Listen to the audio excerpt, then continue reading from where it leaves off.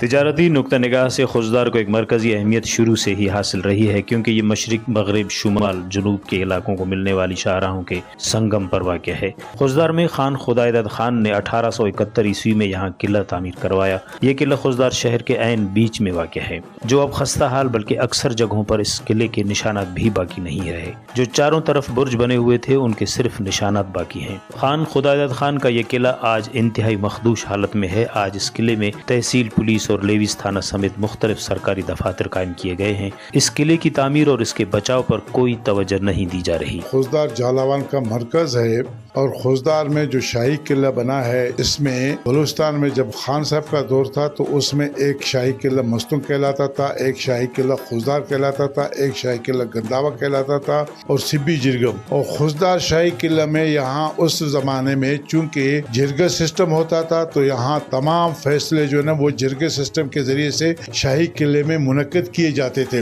اور اسی وجہ سے جو ہے نا آج بھی خوزدار کا شاہی قلعہ کا جو ہے نا وہ جگہ موجود ہے، اور جس کو شاہی باغ بھی کہتے ہیں اور شاہی قلعہ بھی کہتے ہیں۔ تو خوزدار کی اپنی ایک تاریخ ہے۔ الحمدللہ خان آف کلات نے خوزدار کو جو ہے نا بلوچستان کا جو ہے نا مرکز قرار دیا تھا، جس کی وجہ سے خوزدار آج الحمدللہ پورے بلوچستان میں ایک سینٹرل کی جگہ پہ مطلب ایک مرکز کی حیثیت سے شمار کیا جاتا ہے۔ یہ صرف بلوچستان نہیں بلکہ سینٹرل ایشیا کا بھی ایک سینٹرل پلیس ہے۔ خاص کر جو یہاں کے نمائندے ہیں ان سے میری اسپیشل گزارش ہے کہ وہ مہربانی کر کے اپنے اثاثوں کو جو ہے نا برقرار رکھنے کے لیے اس کے لیے خصوصی ان کی توجہ کی ضرورت ہے، اور خاص کر خوزدار جالاوان کے لوگوں کی طرف سے کہ وہ ان کی طرف اسپیشلی توجہ دے۔ قلعے کی دیواریں 4 فٹ کے قریب موٹی ہونے کے باوجود زمین بوس ہو رہی ہیں، اس لیے ضروری ہے کہ محکمہ آثار قدیمہ اسے اپنی تحویل میں لے کر اس کی اصل حالت میں بحال کرے، ورنہ تاریخی قلعہ ہمیشہ کے لیے ہمارے ہاتھوں سے نکل جائے گا۔ رپورٹ مرتضی بلوچ، وش نیوز، خوزدار۔